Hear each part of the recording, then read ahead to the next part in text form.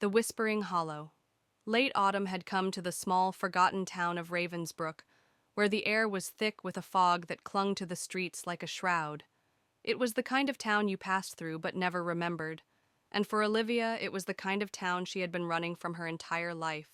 She had inherited her grandmother's old cottage on the edge of the town, a crumbling place surrounded by dark woods.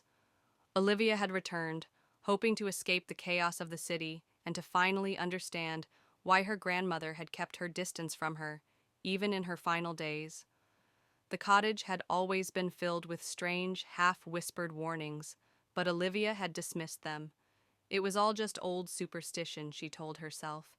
The moment she stepped into the cottage, she felt something was off. The air was stale, thick with dust, and the silence was suffocating. As she explored the old home, she came across an ancient journal buried beneath the floorboards. It belonged to her grandmother, its pages filled with strange writings and drawings of an eerie hollow in the woods near the cottage. One entry stood out to Olivia. "The hollow is alive. It speaks. It waits." Curiosity gnawed at her, and the next day she ventured into the woods, following a narrow path that wound deeper into the trees.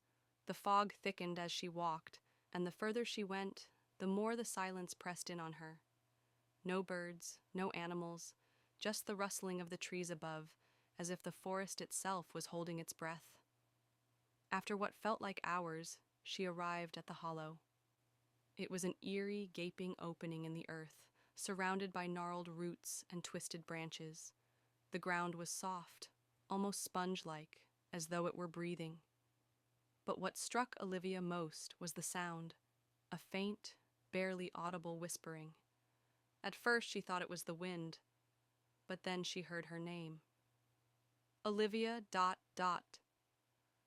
She froze, her heart pounding. The whisper came again, clearer this time, like someone was speaking directly into her ear. "Come closer."